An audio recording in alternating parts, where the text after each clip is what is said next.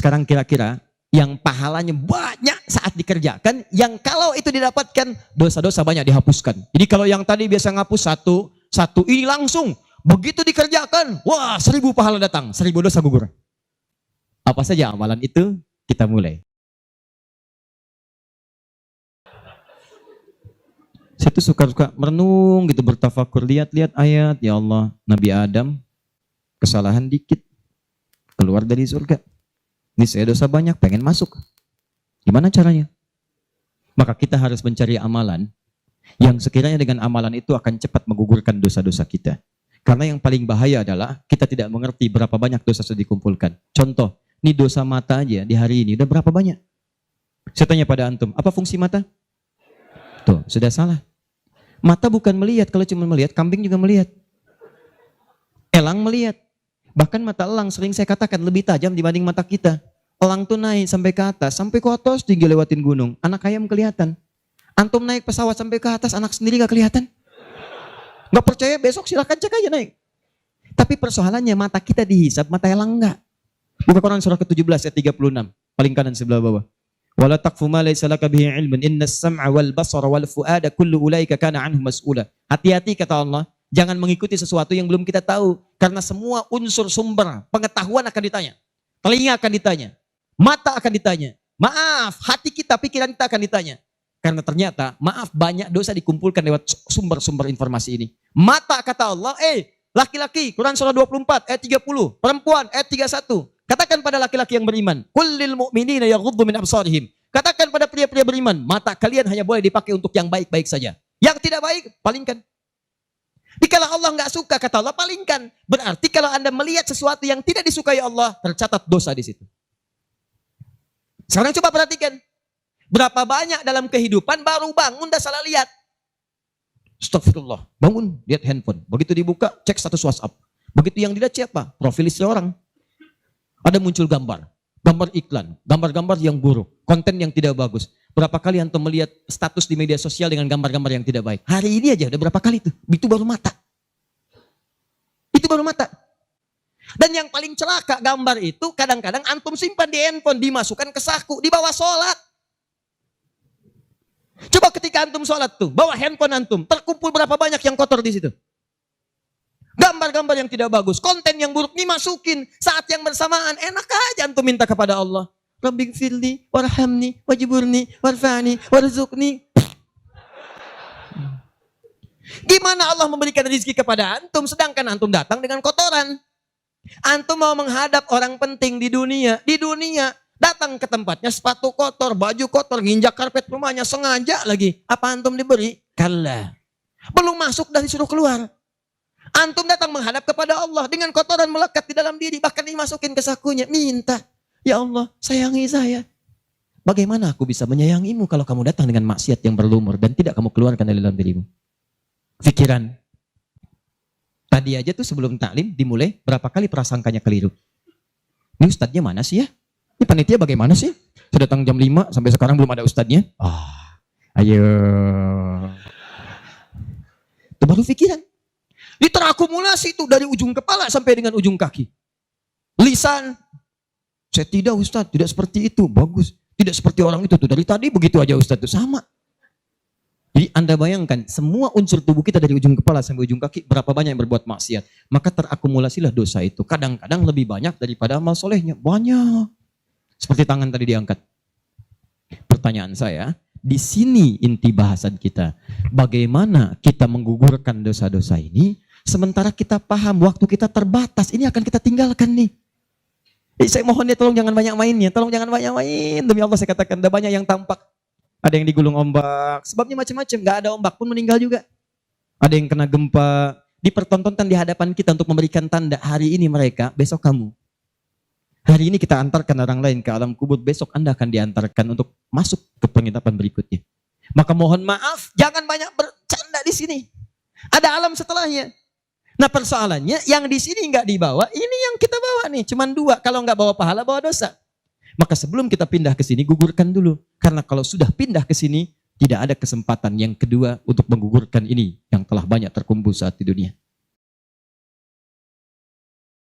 Nah, karena waktu kita terbatas, Kita tidak tahu kapan akan pulang. Mungkin yang merasa sekarang hidup untuk berkepanjangan, tiba-tiba pulang dari sini, mungkin pulang menghadap Allah Subhanahu wa Ta'ala. Pertanyaannya, Ustadz, apakah ada amalan yang sifatnya cepat, singkat, tapi pahalanya begitu banyak melimpah untuk bisa menutup dosa-dosa yang berlumur yang pernah kami kerjakan?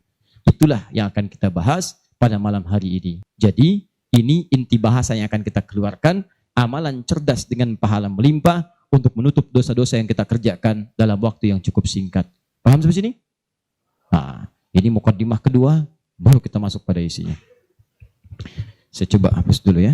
Biar saya aja, biar pas yang hapusnya. Ya. Nah, ini caranya Mas. Nah, ada. Apa-apa, ini biasa. Kedatangan pertama, datang sendiri, nerangin sendiri, nulis sendiri, ngapus sendiri. Ya. Kadang dibantuin, salah hapus, kita tulis lagi. Luar biasa. Masya Allah. Baik. Amalan itu banyak. Salat, sedekah, infak, dan amal lainnya. Tapi persoalannya, waktu kita terbatas. Begitu mengerjakan, ada yang wafat. Begitu belum mengerjakan, ada juga yang meninggal. Sekarang kira-kira, yang pahalanya banyak saat dikerjakan, yang kalau itu didapatkan, dosa-dosa banyak dihapuskan. Jadi kalau yang tadi biasa ngapus satu ini langsung, begitu dikerjakan, wah 1000 pahala datang, 1000 dosa gugur. Apa saja amalan itu? Kita mulai. 1.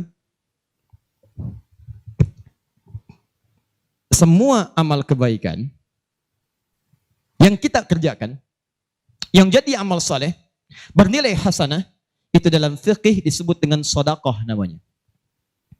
Ya, saya kasih konsepnya dulu supaya paham. Kullu ma'rufin sedekah. Setiap perbuatan baik itu namanya sedekah. Di nama umumnya sedekah. Salat sedekah, zakat sedekah, infak sedekah. Bahkan bahasa Al-Qur'an disebut juga dengan sedekah. Contoh. Zakat ketika disebutkan dalam Al-Qur'an namanya sedekah. Ya, Quran surah ke-9 ayat 103. Khudh min amwalihim sadaqah. Ambil zakat dari harta mereka, tapi disebutnya dengan sedekah. Ya, dikeluarkan pada 8 golongan, sedekah. Ayat ke-60-nya, innamas sadaqatu lil fuqara. Infak, sedekah. Buka Quran surah kedua, ayat 264, paling kiri sebelah bawah. Ya ayyuhalladzina amanu la tubtilu sadaqatikum bil manni wal adha. Jangan kalian batalkan sedekah-sedekah kalian dengan perbuatan yang merusak. Apa contohnya? Kalladzi yunfiqu malahu ria'an nas, seperti orang infak yang ria. Jadi infak disebut dengan sedekah. Di semua perbuatan baik kita, salat kah, haji kah, umrah kah, puasa kah, semua namanya sedekah dalam fikih. Nah, sedekah ini kemudian oleh Nabi dibagi kepada 2 bagian. Ya. 1, ada sedekah yang saat dikerjakan itu pahalanya terus ngalir tuh. Terus mengalir. Bahkan dahsyatnya, maaf sekali, orangnya wafat pun tuh pahalanya terus datang sampai dengan kiamat. Di sepanjang di muka bumi ini belum kiamat, maka pahala akan terus datang, ngalir. Dalam bahasa Arab sesuatu yang mengalir disebut dengan jariyah.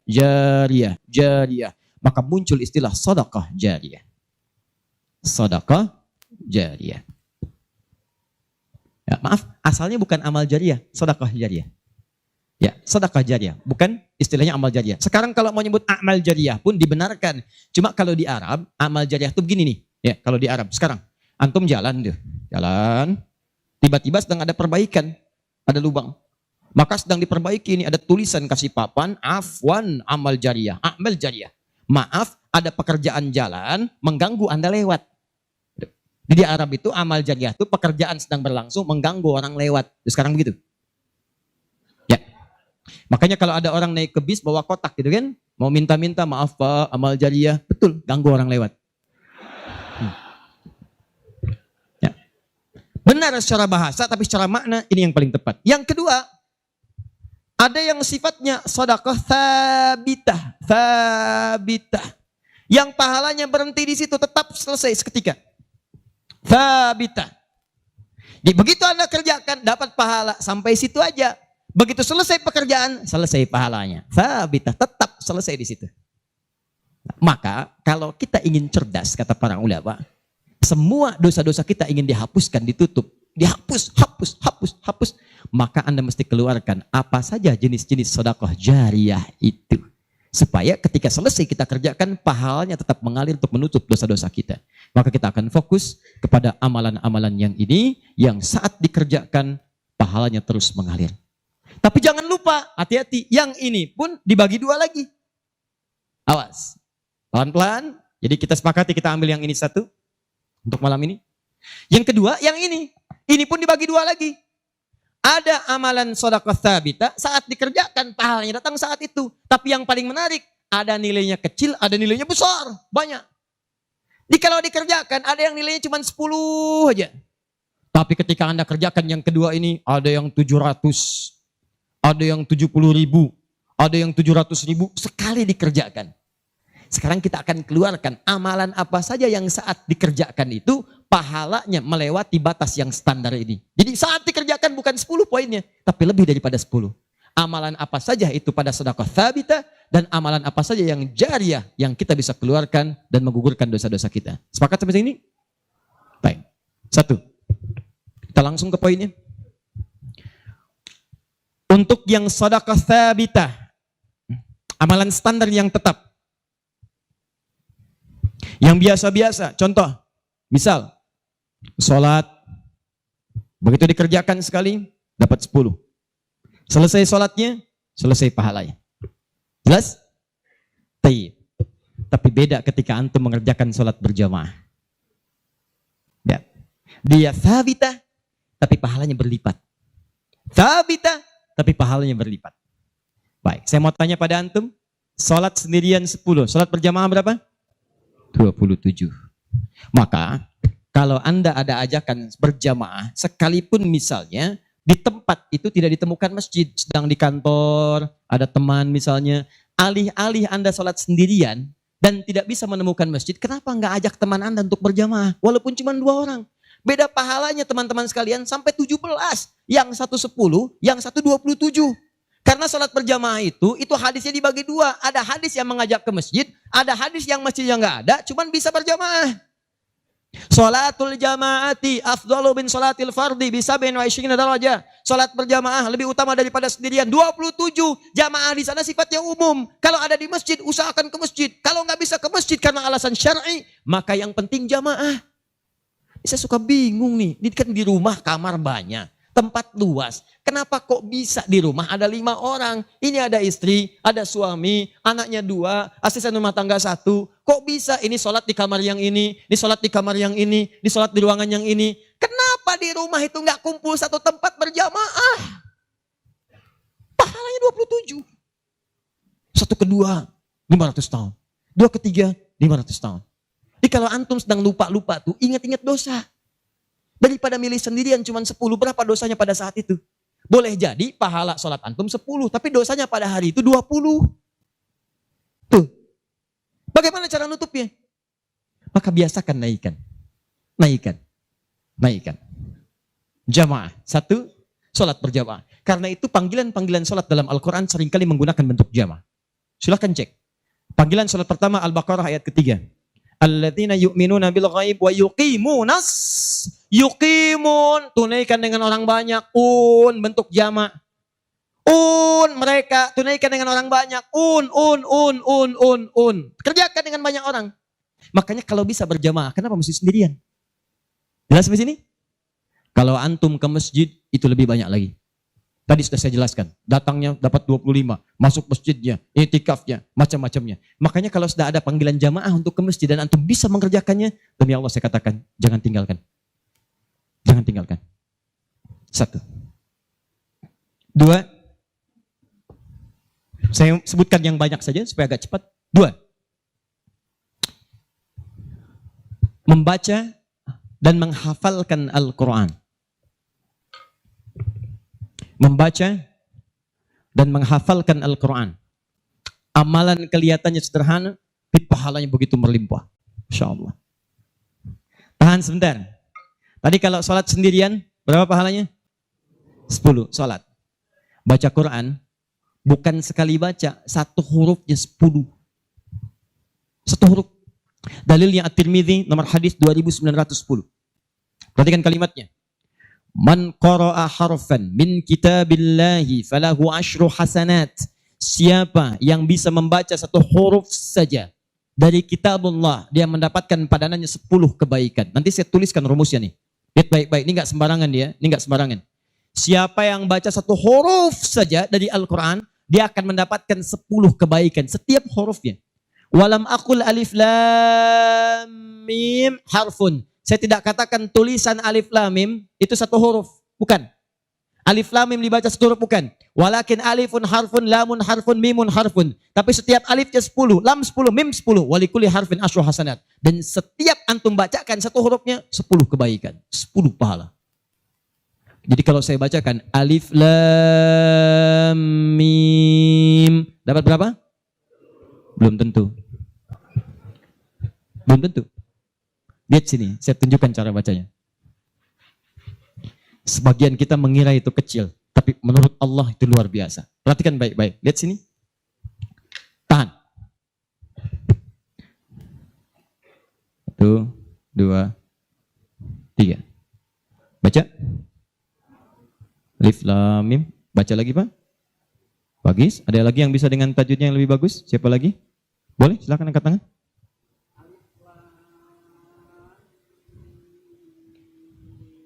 Baik sekali. Ada yang lain? Ya.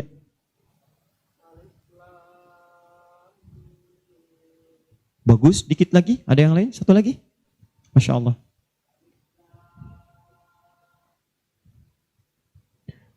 Bagus sekali. Cuman sayang ini bukan alif lam mim, ini alam. Alam nasyrah laka sadrak.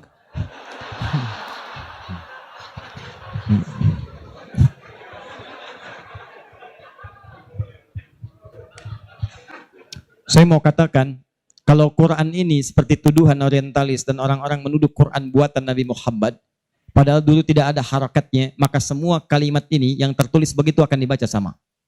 Tapi Masya Allah, yang satu alif lam mim, yang satu dibaca alam. Alam nasyrah laka sadrak. Alam tara kaifa fa'ala rabbuka bi ashabil fil. Tapi tiga-tiganya memiliki kesamaan dalam bentuk tulisan. Perhatikan baik-baik. 1, 2, 3. Kata Nabi, lihat.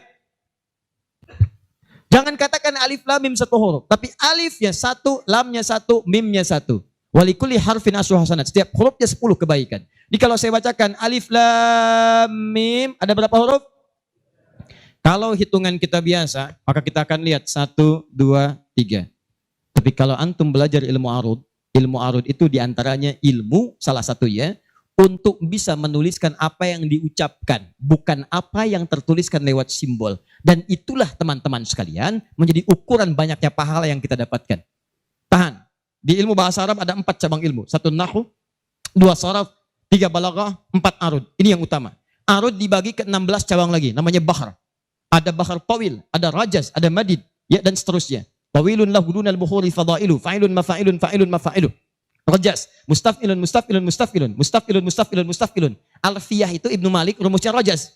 Kalamuna lafdhun mufidun kastaqim, wasmun mafi'lun thumma harfunil kalim, wahiduhu kalimatun wal qawlu am, wa kalimatun biha kalamun qad yu'am, bil jardi wat tanwini wan nida wa al, mustadin lil ismi tamyizun hasal, bita fa'alti atat wa ya if'alli, wa nunik balanna fi'lun yanjalli. Itu rumusnya rajas. Tapi jangan antum heran, banyak orang mendalami kaidah ini untuk membuat puisi Arab. Lupa kalau ilmu ini bisa digunakan untuk membaca hadis-hadis Nabi. Dalam ilmu arud, jangan antum menghitung apa yang tertulis, tapi hitung bagaimana itu dibaca lewat bunyi yang terdengar. Perhatikan baik-baik. Ini tadi huruf apa? Alif. Maka cara menulisnya begini. Alif. Kata Nabi, alif. Nih. Berapa huruf? Setiap hurufnya 10. Jadi dari sini saja ada 1, 2, 3. Dapat berapa? Belum tentu, karena ini hamzah. Oh.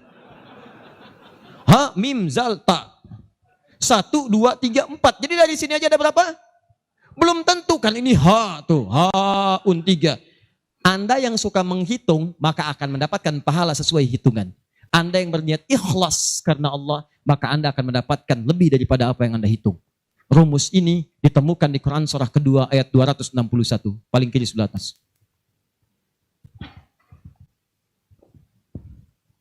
Tahan, tahan. Pelan-pelan.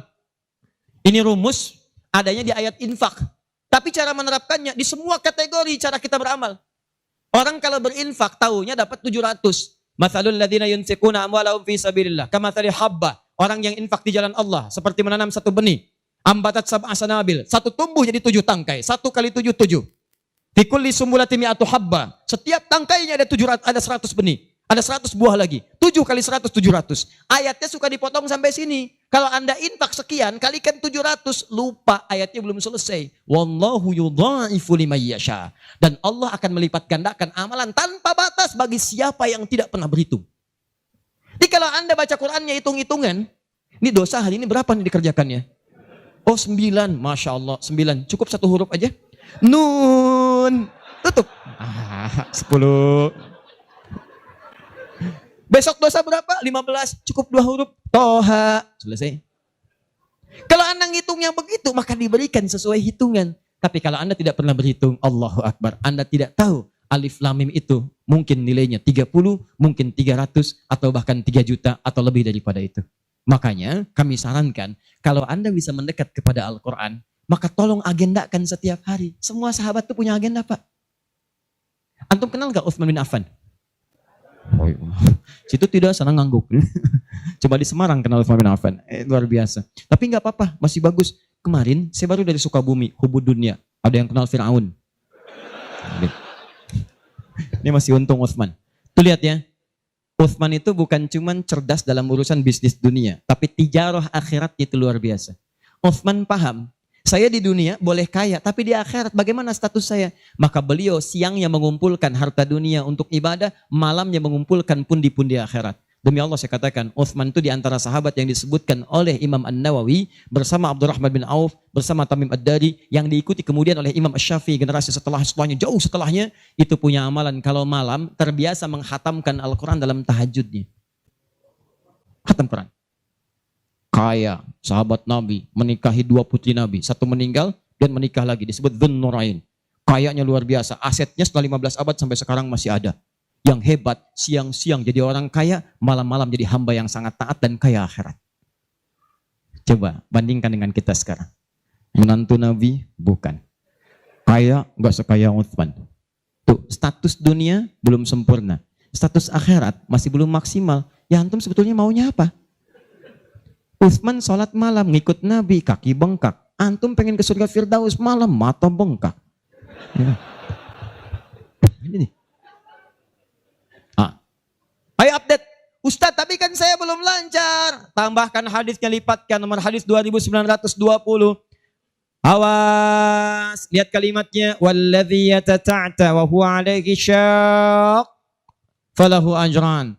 Siapa yang memulai menghafal, membaca, siapa yang mulai membaca Al-Quran tidak lancar, terbata-bata bacanya, mengejaknya. Orang baca alif lam mim, dia alif lam mim falahu ajran, maka dia mendapatkan 2 kali lipat dari orang yang lancar. Orang lancar misal 30, dia 60. Terima kasih ya Allah, kalau begitu besok saya nggak lancar aja bacanya. Oh, bisa. Itu tidak lancar yang direncanakan. Yang lancar diikuti oleh malaikat ma'asyafaratil kirabil barara. Yang belum lancar diapresiasi karena perjuangan kesungguhannya, bacaannya dapat nilai, perjuangannya mendapatkan nilai di sisi Allah Subhanahu wa ta'ala. Karena itu saya sarankan, maaf, mulai sekarang antum bikin kurikulum. Nih, 1 tadi, bikin table begini. Nih, saya katakan pada teman-teman juga yang di Bekasi, yang di Jakarta, ya, saya kasih 2 amalan dulu nih. Mulai sekarang antum bikin begini. Tahan ya teman-teman sekalian, nanti saya sampaikan bagaimana seorang Mu'adz, orang Mesir, baru kecil belum balik sudah menyiapkan amalan ini. Punya program. Nih, harinya nomor 1, 2, 3 dan seterusnya. Ini misalnya harinya apa besok. Amalannya apa? Mulai dengan sholat di sini, jamaah. Ini tadi bacaan Al-Quran. Kalau bisa saya sarankan setiap hari mulai menghafal walaupun cuma 1 ayat. Usahakan menghafal. Demi Allah saya katakan, pahala menghafal Quran lebih banyak daripada baca. Paling minimal 4 kali lipat. Karena itu ayat menghafal disebutkan 4 kali dibandingkan ayat baca. Silahkan cek Quran surah ke-54. Ayat 17, ayat 22, ayat 32, ayat 40. Saya ulangi, ayat 17, ayat 22, ayat 32, ayat 40. Ada? 17, 22, baik. Kemudian 32 dan 40. Kenapa ketawa? Benar kan? 4 ayat 17, ayat 22, kemudian ayat 32 dan 40. 17, 22, 32, 40. Berapa kali disebutkan? Walaqad yassarnal Qur'ana lidzikri. Sungguh telah kami mudahkan Al-Quran untuk dihafalkan, diingat. 4 kali disebutkan. Ya, maka ada yang menyebutkan menghafal Quran itu keutamaannya 4 kali dibandingkan dengan sekadar membaca. Baca. Orang baca itu biasanya cuma sekali. Dzalikal kitabu la raiba fih hudal lil muttaqin. Sekali. Tapi orang menghafal jangan harap sekali. Dia akan terus mengulang. Dzalikal kitabu la raiba fih la raiba fih. Dzalikal kitabu la raiba fi dzalikal kitabu la raiba fi hudan lil muttaqin dzalikal kitabu la raiba fi hudan lil muttaqin dzalikal kitabu la raiba fi hudan lil muttaqin. Pertanyaan saya, berapa banyak pahala didapatkan? Berapa huruf dia bacakan? Makanya kalau antum ingin melipat gandakan pahala dengan banyak, dalam satu hari antum punya agenda. Boleh antum baca, misal target sehari saya baca misal 1 halaman dan hafalkan 1 ayat. Kalau antum sudah punya kebiasaan begitu, demi Allah saya katakan, Allah akan merubah keadaan hidup Anda jadi lebih nyaman. Tidak cukup dengan amin. Baca, hafal. Wah, Masya Allah. Syukur-syukur begitu sedang sholat berjamaah, minta sujud, terus meninggal gitu kan. Wah, itu paling enak. Mau begitu? Di subuh ya. Itu pun kalau tiba ajalnya. Ya, bacaan Quran lebih lebat lagi. Ya, jadi kalau antum bisa seperti itu, nanti bonusnya banyak. Di alam kubur, jasadnya akan utuh. Dan di akhirat diberikan mahkota. Dan yang ketiga diberikan peluang untuk memberikan syafaat dengan izin Allah dengan Qurannya kepada anggota keluarganya. Ahli Quran itu, kalau dia hafal kemudian Qurannya, benar menghafal Qurannya, maka saat di akhirat akan langsung dimuliakan oleh Allah. Dipakaikan jubah kehormatan dan membimbing, menggandeng bapak ibunya yang saleh, yang beriman, beserta pasangannya dan keturunannya untuk dibawa masuk ke surga. Itu ada di Quran surah ke-35 ayat ke-33, ditafsirkan dengan Quran surah ke-13 ayat 23 sampai 24 dengan awal kalimat yang sama. Jannatu 'adnin yadkhulunaha. Ada para penghafal Quran masuk surga Aden di Quran surah 35 ayat ke-33. Jadi masuknya dari surga Aden menuju tingkat surga yang paling tinggi. Tertingginya apa? Banyak. Nanti ada dengan para nabi. Ada orang yang sesurga dengan para nabi di Quran surah keempat ayat ke-69. Ya. Wa may yuti'illaha wa rasul fa ulaika ma'al ladzina an'ama Allahu 'alaihim minan nabiyyin. Ada orang-orang yang masuk surga, orang taat kepada Allah dan Rasul. Taat sekali. Saat di surganya semua dengan nabi, sesurga bersama semua nabi. Jadi ada beberapa nabi, ada semua nabi.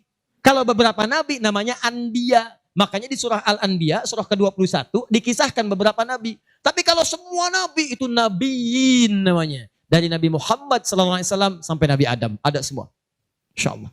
Muhammad SAW bin Abdullah, bin Abdul Muttalib, bin Hashim, bin Abdul Manaf, bin Qusay, bin Murrah, bin Kilab, bin Ka'ab, bin Ghalib, bin Fihir, bin Malik, bin Nadar, bin Kinana, bin Khuzaimah, bin Mudrika, bin Ilyas, bin Nizar, bin Mudar, bin Ma'ad, bin Adnan, bin Adi, bin Adri, bin Muqawwam, bin Nahur, bin Tari, bin Ya'rub, bin Yasub, bin Nabit, bin Ismail AS, bin Ibrahim AS, bin Azara, bin Nahur, bin Abir, bin Kinan, bin Al-Fakhshad, bin Sam, bin Nuh AS, bin Mikhlain, Matusyara, bin Kinan, bin Anbas, bin Tith, bin Adam AS.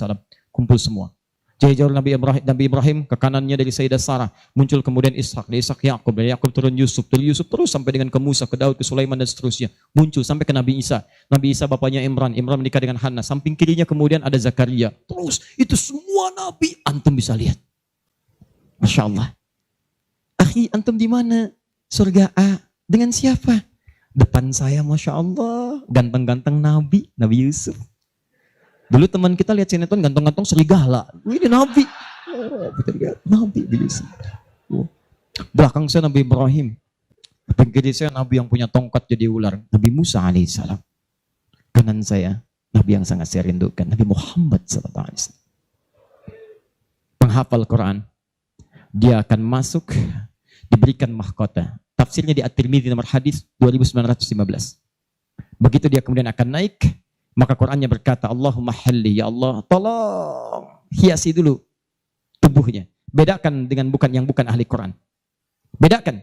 Yuhallawna fiha min asawir. Demikian ayat Qur'annya. Maka kemudian dia dihiasi dulu. Ada gelang-gelang emas, ada macam-macam, semua tubuhnya indah. Maka Allah firmankan, apa kata Allah? Begitu dikatakan Allahumma halli, maka kata Allah, pakaikan mahkota kehormatan. Begitu dipakaikan, ya Allah, berikan pula pada fasilitatornya, kedua orang tuanya, sepanjang mereka beriman, maka dipakaikan di atasnya mahkota yang lebih terang daripada sinar masuk mentari yang ke rumah.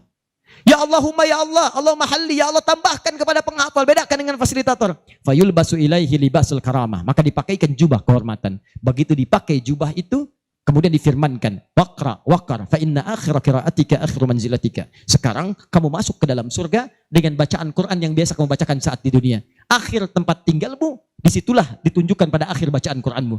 Di begitu dia baca Quran, setiap dia baca masuk surga, naik ke tingkat yang paling tinggi. Dan dahsyatnya saat dia akan masuk surga itu, dia akan menggandeng bapak ibunya, istrinya, keturunannya. Buka Quran surah ke-13 ayat 23 sampai 24. Kalimatnya sama awalnya, jannatu addin yadkhulunaha. Ada orang-orang masuk surga Aden, ketika akan masuk, wa man salaha min abaihim, dia gandeng bapak ibunya yang saleh. Wa azwajihim, pasangan-pasangannya, wa dzurriyyatihim, dan keturunan-keturunannya. Allahu akbar. Di dunia ahli Quran itu kemuliaan Qurannya akan merembet pada sekitarannya. Silahkan cek kalau nggak percaya. Anda punya anak hafal Quran 5 tahun, bapak ibunya akan ikutan mulia. Musa yang hafal Quran, bapak ibunya dihajikan. Ahmad Kabil yang hafal Quran, ibunya, perawatnya, gurunya, teman-temannya ikut haji semuanya. Nggak percaya silahkan. Demi Allah saya katakan, Quran turun di 1 bulan, bulannya jadi mulia Ramadan. Quran turun di 1 malam, malamnya jadi mulia Lailatul Qadar. Quran turun di 1 hari, harinya jadi mulia hari Jumat. Quran turun di bawah malaikat Jibril, Jibrilnya jadi mulia, penghulu para malaikat. Quran diturunkan pada Nabi Muhammad, naik status jadi Sayyidul Anbiya wal Mursalin. Quran turun di Mekah, Mekahnya bercahaya. Quran dibawa ke Madinah, Madinah Munawwarah. Demi Allah, Quran tidak pernah singgah dimanapun kecuali orang itu dan tempat sekiranya akan jadi mulia. Kalau di Semarang ini, antum bikin halaqah Quran, di Semarang ada berapa hafid di setiap tempat, demi Allah saya katakan akan terjadi perubahan di tempat itu. Semua akan mulia. Jadi begitu digandeng bapaknya, ibunya, wa azwajihim, pasangannya, wa dzurriyyatihim, anak-anaknya, cucunya masuk. Begitu masuk diparadakan, wal malaikatu yadkhuluna alaihim min kulli bab. Semua malaikat menyambut mereka di depan pintu surga, mengatakan salamun alaikum bima sabartum. Selamat, Anda telah sabar saat di dunia, menyiapkan bekal untuk pulang. Sabar menghafal Quran. Itulah yang disiapkan oleh Muadz. Anak usia 4 tahun, saat saya berada di Mesir, anak ini masih dini, belum balik. Matanya kata orang buta, tapi hatinya begitu bersih. Dia bilang pada ayahnya, ya abati yuridul Quran. Pak, saya pengen jadi ahli Quran. Saya pengen menghafal. Kata bapaknya, tempatnya jauh, 20 kilo. Kamu ini punya keterbatasan, gak apa-apa, saya pengen menghafal. Dia belum cerita kenapa dia mesti menghafal. Begitu bapaknya melihat tekadnya kuat, maka dari motor sederhananya dimodifikasi. Depannya dashboardnya diperbaiki. Supaya bisa menyimpan catatan Quran, lembaran-lembaran mushaf. Jadi begitu berangkat tidak ingin ada waktu yang sia-sia. Di jalan, beliau kemudian di jalan kadang melihat ke bawah. Bacakan Quran, anaknya dengar. Bacakan Quran, anaknya dengar. Begitu sampai di tempat belajar, dia tinggal mendengarkan syekhnya. Perbaiki, baca lagi. Setoran, pulang. Yang paling menarik, setelah berapa lama, anaknya hafal Quran yang tidak melihat diantar hafal Quran, bapak yang mengantar belum hafal. Tapi yang dahsyat, ingat baik-baik. Berlaku hadis Nabi di sini. Siapa yang memfasilitasi pada kebaikan, maka dia mendapat pahala yang sama dengan yang mengerjakan tanpa dikurangi sedikit pun. Itulah hikmahnya dalam ilmu hadis. Kenapa setiap anak ketika meriwayatkan hadis, nama anaknya dihilangkan, nama bapaknya disebutkan. Antum pernah dengar Ibnu Abbas? Nama aslinya Abdullah. Kenapa Abdullahnya dicoret? Disebutkan Abbas bapaknya. Ibnu itu anak laki-laki, Abbas bapaknya, anaknya Abbas. Ibnu Umar, nama aslinya Abdullah. Abdullahnya dicoret, disebutkan bapaknya Umar. Kenapa disebutkan nama orang tua, nama anaknya dihilangkan? Para pakar hadis itu luar biasa untuk menunjukkan bahwa amalan anak ini hasil didikan orang tuanya. Yang begitu diamalkan hadis ini, bukan cuma anaknya, bapaknya pun dapat bagiannya. Abbas itu pengusaha, Abbas itu pedagang, sibuk luar biasa, masih sempat mampir ke majelis Nabi. Cuman nggak selamanya bisa di situ karena ada kesibukan berbisnis. Maka beliau menginvestasikan anak bungsunya namanya Abdullah kecil untuk belajar di majelis Nabi. Boleh saya nggak ikutan, tapi anak saya mesti ikut untuk menyampaikan ke keluarga. Maka disimpan di situ. Anaknya masih muda, kecil, dengar, kadang merangkak, kadang main dan seterusnya. Tapi tahukah Anda, begitu Nabi wafat, anak itu usia 13 tahun. Nabi wafat sudah hafal 2000 hadis. Yang mesti Anda tahu, setiap beliau meriwayatkan hadis, dibuang kalimat Abdullahnya, disebutkan Abbasnya. Karena peran ayahnya yang mendidik dengan baik, maka setiap hadis ini disebutkan Abbas ya dapat, Abdullah kecil dapat. Semuanya dapat. Demikian dengan Quran. Bapaknya mengantar belum hafal, anaknya hafal. Begitu sudah hafal, di sini saya mau sebutkan. Perhatikan baik-baik. Datang reporter Kuwait. Dengar kisahnya. Begitu ditanya, kenapa Anda mau menghafal Quran? Perhatikan jawabannya. Nih, yang mau saya katakan. Saya menghafal Quran untuk mencari bekal bagi saya pulang. Saat saya menghadap kepada Allah sendirian, tangan saya bergetar, kaki saya bergetar. Saya tidak akan ditemani lagi oleh ayah yang mengantarkan saya dalam hafalan. Ibu saya tidak akan menemani, saudara saya tidak akan menemani. Saya akan sendirian bersama Allah. Ini anak masih kecil, mata nggak bisa lihat, belum balik, sudah punya pikiran demikian. Kalimatnya apa selanjutnya? Kata beliau, saya akan katakan di hadapan Allah dengan perasaan gemetar. Ya Rabb, jika memang bekal saya belum cukup untuk mendapatkan ridhamu sampai saat ini, maksudnya surga, maka mohon ya Allah, kurangi siksaan saya di neraka dengan Quran yang telah saya hafalkan ini. Ya Rabb, jika bekal saya belum cukup sampai saat ini untuk mendapatkan ridhamu, saya telah berhafal Quran ya Allah. Saya telah berusaha menghafal Quran untuk saya bawa sampai dengan saat ini. Kalaupun itu belum cukup mendapatkan ridhamu untuk masuk surga, tolong ya Allah, walaupun saya ke neraka, kurangi siksaan saya di neraka dengan Quran yang telah saya hafalkan. Anak buta, mata belum bisa melihat, keadaan demikian, belum balik, dia sudah mencari bekal untuk pulang. Duhai Anda yang katanya pengen ke surga, surganya Firdaus, pengen bersama Nabi, demi Allah saya katakan, dari 24 jam Allah berikan pada Anda, berapa yang sudah Anda siapkan mencari bekal akhirat? Ayo kumpulin dunia, ayo silakan, silakan, gak ada yang larang. Cuma satu saat, Anda akan lihat siapa yang tertawa, siapa yang tertunduk lesu membawa catatan amalnya. Itu saya sarankan bagi Anda, ayo besok bikin. Nih, sholat mau di mana? Baca Quran mau berapa ayat? Hafalan mau berapa ayat? Mesti beda. Antum lahir belum hafal Quran wajar, masa pulang pun gak ada yang dibawa? Ayo bawalah walaupun cuma satu ayat. Ya, saya satu surat Ustaz, An-Nas, tambah. Ya, jelas? Kalau sudah jelas, amalan ketiga, saya cepat. Tenang ya, katanya pengen sampai subuh. 3, saya cepat. Setelah ini saya ke ujungnya. Kita sebentar lagi berakhir. Ketiga, infak. Infak. Masih ingat teman-teman? Kalau yang standar tadi, berapa pahalanya? 10. Infak paling minimal 700. Infak paling minimal 700. Allahu Akbar. Dalilnya Quran surah kedua ayat 261. Paling kiri sebelah atas. Tadi saya bacakan. Mathalul ladzina yunfiquna amwalahum fi sabilillah kamathali habbatin ambatat sab'a sanabil fi kulli sumbulatin mi'atu habba. Wallahu yudha'ifu liman yasha' wallahu wasi'un 'alim. Perumpamaan orang infak di jalan Allah. Infak itu, ini yang perlu saya luruskan. Tidak harus menggunakan uang. Infak itu pemberian bersifat materi.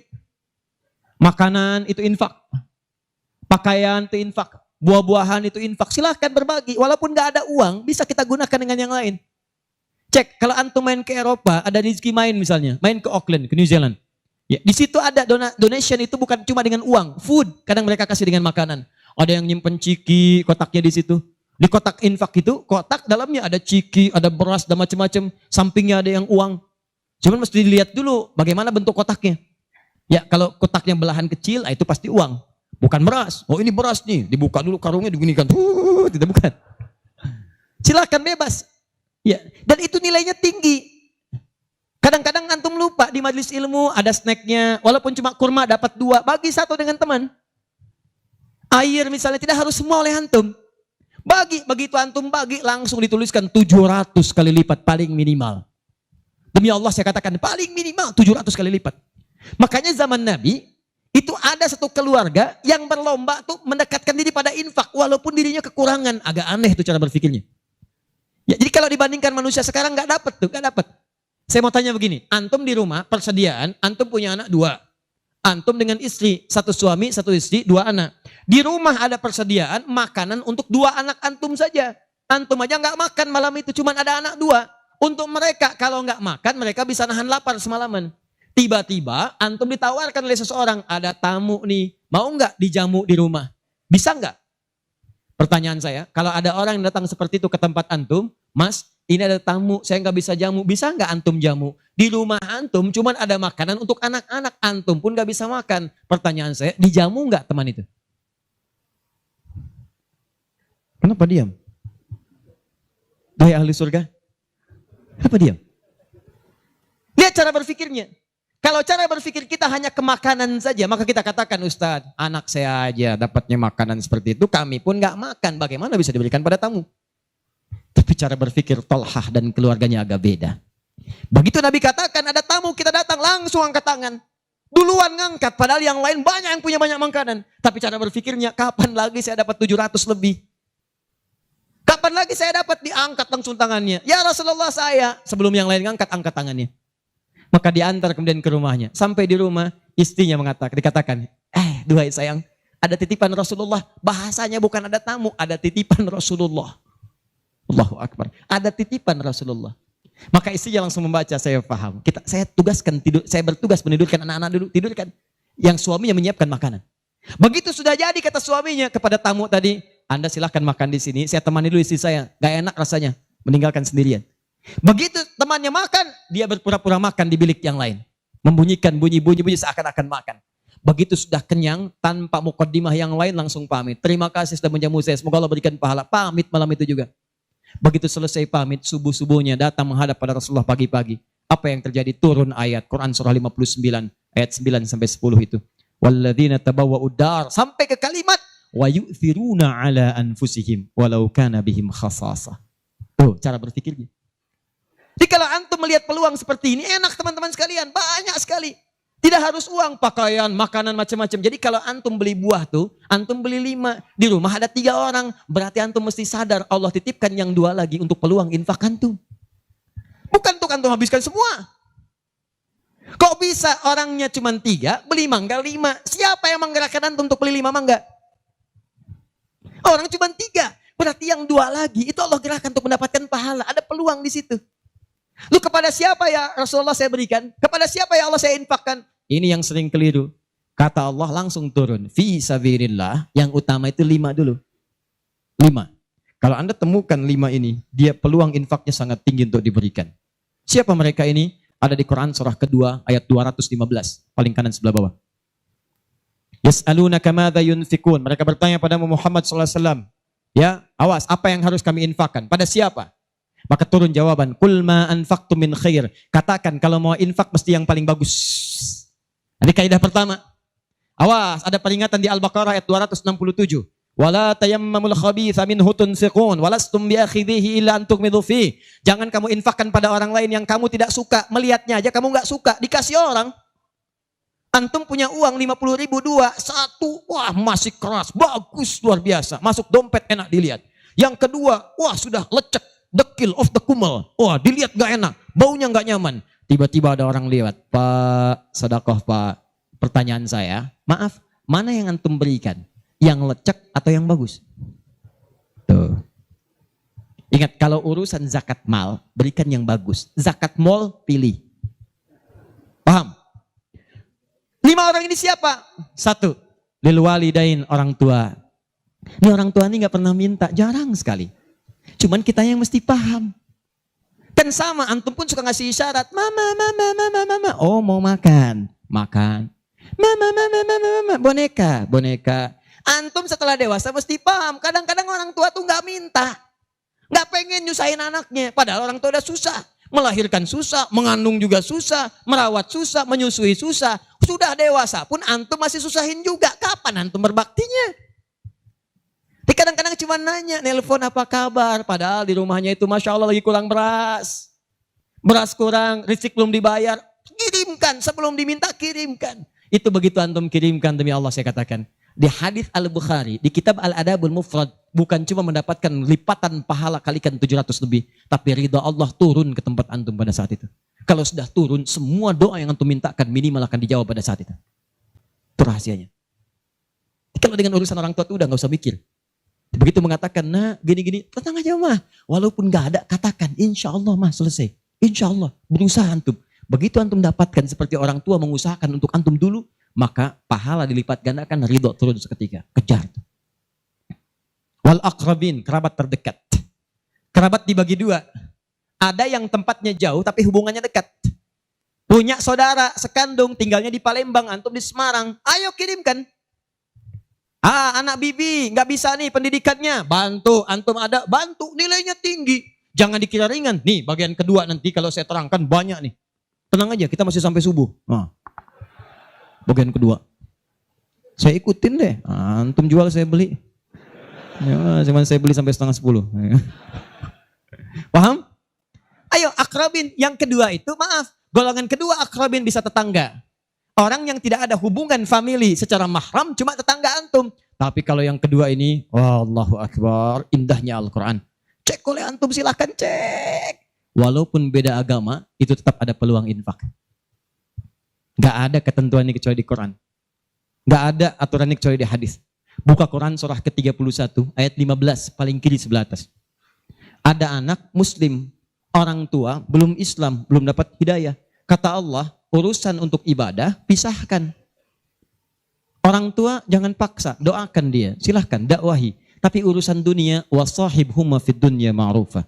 Wa in jahadaka ala an tusyrika bima laysa laka bihi ilmun fala tuti'huma. Urusan ibadah masing-masing, kalau diajak-ajak enggak usah ditaati, tolak dengan cara yang lembut. Lembut. Tapi kalau urusan dunia, bagi. Antum muslim, orang tua belum Islam, antum punya kelebihan. Uang agak banyak, melimpah, makanan ada, bagi. Kata Allah, jangan lihat kemudian kepercayaannya karena dia belum muslim. Bagi. Indah teman-teman sekalian. Dan itu ada pahalanya. Begitu antum berikan, masuk yang halal. Begitu halal masuk kan haram keluar. Kan cara berpikirnya begitu. Halal masuk, yang haram keluar. Begitu keluar, sekat di hatinya terbuka. Karena yang haram itu saat masuk di hadis Muslim, haram masuk naktah sauda, noda hitam. Noda menutup. Kalau masuk jadi daging dia, antum misal, iyadzubillah bukan antum, ada orang lain konsumsi yang haram. Yang haram masuk ke dalam mulutnya, masuk ke tubuhnya, beredar dengan darah. Jadi daging, masuk ke telinga, Quran surah 6 ayat ke-25. Wa fi adhanihim naqra, waqra, di telinganya ada sumbatan. Maka yang haram cepat kedengaran, yang halal susah. Masjid dekat, suaranya dekat, Allahu Akbar, susah. Tapi konser yang macam-macam, yang joget, yang ini, yang itu, nyampe tuh konser di Jakarta, dari Semarang tembus ke sana. Wa ada absarihim ghishawa, masuk ke mata jadi penghalang, nutup. Quran surah kedua ayat ke-7. Gak kelihatan. Orang ke masjid itu bukan gak kelihatan, nampak, cuman gak ada dorongan. Akhi, ayo ke masjid. Ya, alhamdulillah, nanti.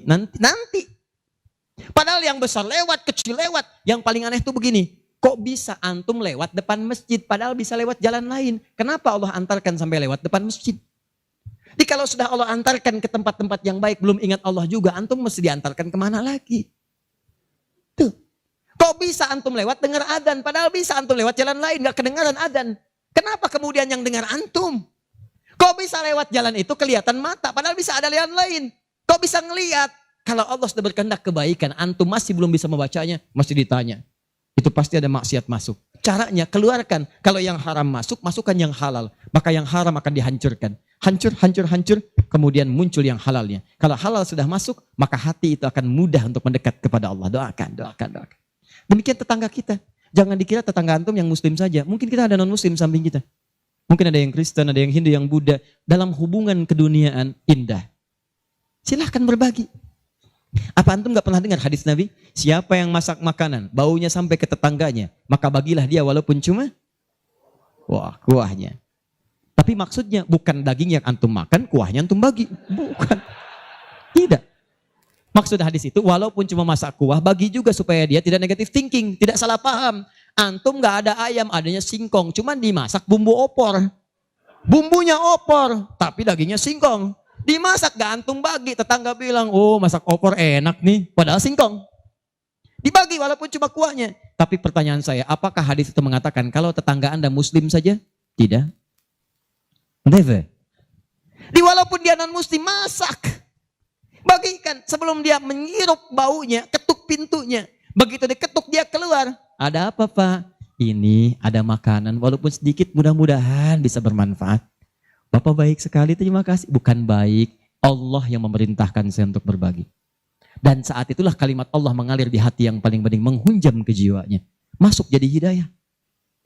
Masya Allah, besok-besok dia ketuk pintu kan, Assalamualaikum. Udah minta Assalamualaikum tuh. Sebelumnya tidak.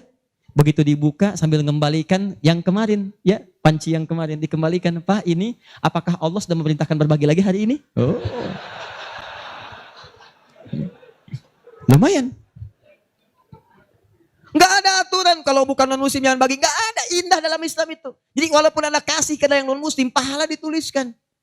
Jadi jangan pilih-pilih kalau urusan dunia. Anda masak, ini samping Islam, sampingnya lagi Kristen, sampingnya lagi kemudian muslim, non muslim. Bagi yang muslimnya, yang non muslim tidak. Begitu dia ngelihat kelewatan dipanggil Anda. Pak, kayaknya enak makanannya ya. Memang enak Bu, cuman sayang ibu kafir. Oh, nggak begitu. Nggak ada. Jadi bagi teman-teman, silahkan. Dan pahalanya ada, indah. Cuman di kita tuh, coba lihat aturan antum bang aja deh. Kita fikirnya kumpulin lagi. Bab tumbuhan, sekarang kan lagi musim rambutan ya.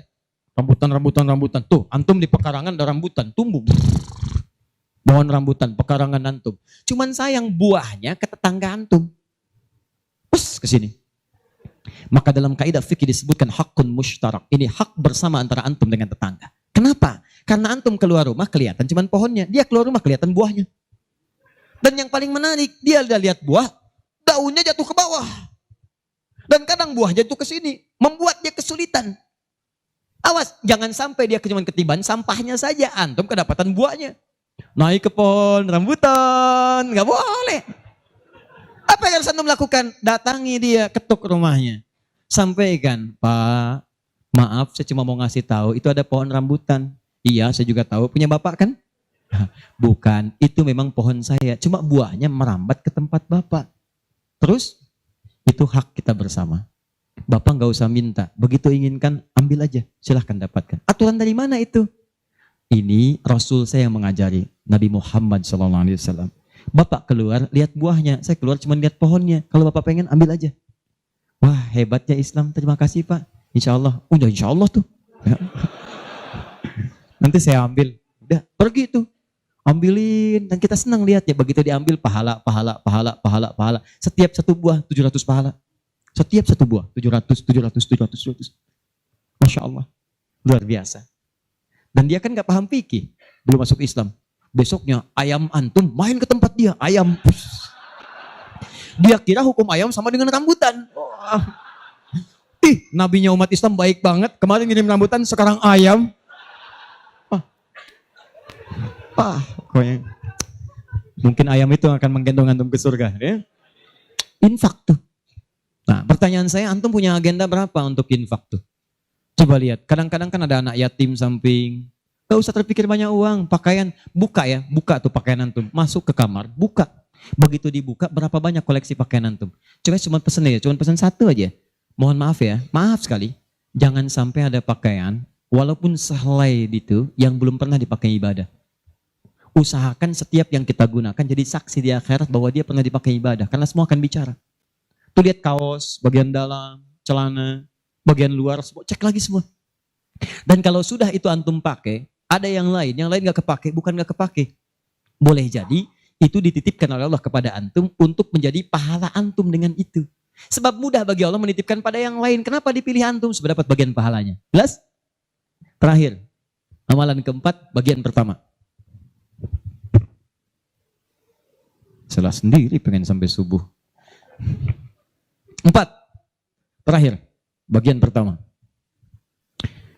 Majlis ilmu. Majlis ilmu. Masih ingat satu apa? Salat berjamaah di masjid. 2. Interaksi dengan Al-Quran. 3. Infak. 4. Majlis ilmu. Teman-teman, majlis ilmu itu keutamaannya banyak. Saya beri gambaran ya, maaf sekali. 1. Majlis ilmu itu, kalau antum benar memilih majlis ilmunya, maka status yang diberikan oleh Allah pertama kali, begitu antum berangkat dari rumah, sampai dengan ke majlisnya, statusnya akan naik dari manusia biasa menjadi mujahid fi sabilillah. Itu langsung sama dengan orang yang berjuang ke medan perang. Ada majlis ilmu nih, antum datangi, begitu antum datang, itu sama dengan orang berjuang ke medan perang. Statusnya jihad. Kalau meninggal antum di pertengahan, walaupun belum sampai ke situ, maka statusnya langsung syahid, pahala syahid. Pahalanya syahid. Majelis ilmu. Satu, berpeluang mendapatkan pahala senilai jihad. Kedua, kalau wafat bisa syahid. Dalilnya Quran surah ke-9 ayat 122. Paling kiri sebelah bawah di mushaf. Wa ma kana al-mu'minuna liyanfiru kaffah. Kenapa mesti semua orang beriman pergi ke medan perang semua? Saya akan turunkan satu amalan kata Allah yang kalau kamu amalkan ini maka statusnya akan sama dengan orang yang berjuang di medan perang. Sama persis. Apa itu? Falaula nafara min kulli firqatin minhum ta'ifa liyatafaqahu fid din. Kenapa tidak ada sementara orang di antara mereka mau datang ke majelis ilmu untuk mempelajari tuntunan agamanya? Waliyunziru qaumahum idza raja'u ilaihim la'allahum yahdharun. Dan dia mencatat pelajaran-pelajaran itu dan dia bawa pulang, dia sampaikan pada keluarga yang tidak belajar. Perhatikan baik-baik. Ayat ini mengatakan, kata Imam Mustafa Al-Maraghi, ayat ini mengatakan bahwa menuntut ilmu itu nilainya sama dengan jihad fi sabilillah. Artinya kalau wafat penuntut ilmu maka status syahid. Kalau syahid maka dosa berpeluang digugurkan, amalan naik. Itu seketika pahala bisa datang dan surga. Pernah dengar seorang yang pernah membunuh 100 orang? Begitu dia mau tobat, di mana dia diarahkan? Kata ulama pada saat itu, pergi kamu ke majlis sana. Ke majlis ilmu. Disuruh ke majlis ilmu. Begitu dia berangkat di pertengahan jalannya, berangkat, meninggal di tengah jalan. Meninggal. Statusnya dalam keadaan di tengah jalan ke majlis ilmu, dia bertobat kepada Allah, diterima tobatnya. Saat berangkat tuh meninggal di tengah-tengah. Ada pahalanya. Apa yang terjadi? Surga. Surga, diampuni dosa, naik ke surga. Di sini turun kemuliaan yang ketiga. Disebutkan di hadis Nabi, riwayat Ibnu Majah, nomor hadis 233. Ibnu Majah, nomor hadis 233. Rawinya sahabat Abu Darda. Man salaka tariqan yaltamisu fihi ilma, sahalallahu lahu tariqan ilal jannah.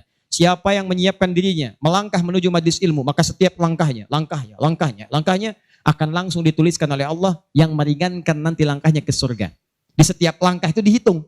Pahalanya bukan pahala biasa, ringan ke surga, ringan ke surga, ringan ke surga. Itu pahala syahid tadi. Ya, Qurannya ada di Quran surah keempat ayat 100, paling kiri sebelah bawah. An-Nisa ayat 100, Quran surah 4 ayat 100. Di ujung ayat, wa may yakhruj min baitihi muhajiran ila Allahi war rasuli thumma yudrikul maut faqad waqa'a ajruhu 'ala Allah. Siapa yang berniat merubah dirinya, ingin lebih dekat dengan Allah dan Rasulnya, kemudian dia merubah diri. Bagaimana cara merubahnya? Ulama sepakat. Pertama, datang ke majelis ilmu. Supaya punya ilmu untuk merubah diri. Jangan langsung kerjakan amalan, tapi belum tahu ilmu. Ilmu qabla al-amal. Antum beramal tanpa ilmu, celaka amalannya. Saya ingin berubah. Kemarin saya nggak pernah sholat. Saya pengen jadi hamba yang taat. Ya Allah, saya tobat. Besok saya akan sholat subuh 3 rakaat. Bisa. 2 ya 2. Paham ya? Jadi ini gambarannya. Kemudian pahala yang ketiga. Cepat. Setiap dia sudah sampai ke majelis ilmu, disebutkan oleh sahabat Ibnu Abbas radhiyallahu taala anhuma, dinukil oleh Syekh Muhammad Hashim bin Asy'ari di kitabnya Adabul Alim wal Muta'allim, bab yang pertama, paragraf yang kedua, paling kanan di pertengahan. Orang yang sudah masuk ke majelis ilmu maka pahalanya langsung dituliskan 700 kali lipat. Tanpa henti, naik terus diangkat. Dan itu berlangsung sampai diamalkan. Jadi kalau ada seorang hamba, cuman dia beramal tanpa ilmu. Dengan seorang hamba beramal dengan ilmu, beda pahalanya 700. Misal, antum masuk ke majelis ilmu nih, dapat 700. Diajarkan tentang sholat, bab sholat diajarkan. Kalau anda mengangkat tangan setelah menghadap kiblat, hadisnya, misal disebutkan di hadis riwayat Abu Dawud, nomor hadis 857. Di Al-Bukhari disebutkan, anda saya angkat tanganmu, misal sejajar dengan bahu. Ucapkan Allahu Akbar. Saat diucapkan rasakan, buang urusan semua dunia ke belakang. Buang, jangan bawa dunia. Hanya Allah yang paling akbar. Begitu antum tahu dalilnya seperti itu, caranya bagaimana, itu langsung dituliskan. Baru takbir sudah mendapatkan 700 kali lipat. Tapi kalau antum cuma sholat saja, abid, sholat, gak paham bacaan, gak paham gerakan, dituliskan cuma 10. 700 kali lipat. Ma baina darajataini khamsumi'ati sanatin. Di antara satu kedua 500, dua ketiga 500, tiga keempat 500 tahun. Majelis ilmu. 4. Di hadis yang tadi, di Ibnu Majah nomor hadis 233 dari sahabat Abu Darda, orang yang menuntut ilmu itu teman-teman sekalian langsung, ya, wa innal malaikata la tadau ajnihataha ridwan li talibil ilmi, mendapatkan ridha malaikat, mendapatkan ridha malaikat. Jadi antum jangan dikira biasa nih, dari sejak berangkat sampai ke sini itu malaikat menaungi antum, membentangkan sayapnya. Cuma memang dibuat oleh Allah gaib, gak kelihatan. Sebab kalau kelihatan gak akan jadi datang ke sini antum. Baru keluar rumah malaikat tuh begini. Siapa? Malaikat maut. Paham ya? Baik. Nah, dari semuanya ini puncaknya teman-teman sekalian, puncaknya derajat antum akan diangkat oleh Allah. Diangkat. Dua. Satu karena ilmunya, kedua karena imannya. Dalilnya Quran surah ke-58 ayat 11. Yarfa'illahu alladhina amanu minkum walladhina utul ilma darajat. Jadi saran saya dengar ini ada 46 majlis taklim berkumpul di sini. Ini anugerah. Tidak mudah mendapatkan itu. Tidak mudah. Di saran saya, setiap ada majelis ilmu, ayo datangi. Bagi waktu, masa dalam sepekan gak ada untuk akhirat. Dunia aja kejar dunia. Kenapa gak nyari akhirat? Gak banyak kok. Sabtu, kalau gak Sabtu, Ahad susun. Nih taklim siapa? Ustadz Fulan, Syekh Fulan, Habib Fulan. Cari di mana tempatnya. Tapi ukurannya 3 kata Al-Quran. Cuma 3 ini. Kalau gak ada yang 3, maka 5 kemuliaan ini tidak akan didapatkan. Apa yang 3 itu? 1, sifatnya majlis ilmu itu majlis yang memahamkan antum dalam urusan agama. Bukan menjauhkan Anda dalam urusan agama. Dalilnya Quran surah ke-9 tadi ayat 122. Liyatafaqahu fiddin, membuat mereka paham tentang agama. Jadi kalau ada majlis yang hanya membuat tertawa, tidak ada isinya, bahkan menjauhkan antum dari Allah, ngolok-ngolok ayat Al-Quran, ngolok-ngolok hadis dan sebagainya, maka yang seperti itu bukan majlis yang dimaksudkan lewat ayat tadi. Jelas? Ya. 2. Syaratnya kata Allah, kalau antum ingin masuk majlis, statusnya disyahid, maka antum mesti berniat dengan benar saat masuk ke majlis ilmu untuk memahami itu dengan mencatatnya dan memahaminya. Di begitu antum paham, catat, bawa catatan itu untuk kembali sampaikan kepada orang-orang yang tidak belajar. Itu sekarang lebih mudah, share di media sosial. Antum sekarang dapat 1 hadis, share. Begitu di-share ada daripada share yang tidak jelas. Bikin status. Semarang mendung aja bikin status. Hari ini Semarang mendung, emang kenapa? Apa dengan status antum akan berubah jadi cerah? Tidak ada. Sudah. Bikin yang bagus. Hadis kirimkan. Hadis Nabi SAW. Keutamaan bagi seorang pekerja. Keluarkan. Begitu antum share ke teman-teman antum pengusaha, mereka semangat semua. Semangat. Antum jangan lupa begitu diinjakan kaki bekerja karena Allah, setiap tapak itu pahala. Kirimkan ayatnya. Kawan-kawan, Quran surah ke-4 ayat 34. Berita gembira untuk kita. Niatkan yuk karena Allah. Begitu di-share, mereka lihat 10 orang meniatkan karena Allah. Antum dapat bagian pahalanya tanpa dikurangi sedikit. Kirim. Jelas? Nah, ini kalau gitu antum kurunkan majlis ilmu mana di sekitaran Semarang, siapa ustadznya, siapa syekhnya yang bisa mengangkat iman, bukan cuma datang, bisa mengangkat ilmu. Ya, lihat, ini saya sedikit detilkan nih. Maaf ya, sedikit aja. Saya sedikit detilkan. Mengangkat ilmu dan iman itu bersamaan disebutkan. Yarfa'illahu alladhina amanu minkum walladhina utul ilma darajat. Jadi kalau ada majlis imannya mengangkat tapi ilmunya tidak, maka ini pun belum seimbang. Atau ilmunya luas tapi iman gak terangkat. Ini jadi masalah. Apa ciri orang terangkat imannya? Maka dia gemar menunaikan amal soleh. Maka jika Anda menemukan majlis-majlis mendorong Anda mengerjakan amal soleh, ikuti majlis itu. Dan saya katakan pada Anda, kalau materi saya tidak membuat Anda dekat dengan Allah, membuat Anda terbuka untuk beramal soleh, tinggalkan saya. Cari ustadz yang lebih baik. Saya bukan ustadz seperti yang disyarat oleh Al-Quran. Cari majlis lain. Tapi cari ustadz-ustadz yang membuat Anda dekat dengan Allah. Cari. Kedua, ilmu Anda meningkat. Ilmu meningkat itu apa cirinya? 2 cirinya. 1, dengan ilmu itu memudahkan Anda ibadah. Misal, sholat. Belajar sampai paham bacaan dan gerakan sholat. Supaya mudah ibadahnya, khusyuknya dapat. Ini kan ada sindiran di Quran. Kata Allah, banyak orang sholat gak paham bacaan dan gerakan sholat. Ayo jujur, katakan pada diri sendiri. Sampai sekarang malam ini, berapa persen bacaan sholat yang antum pahami?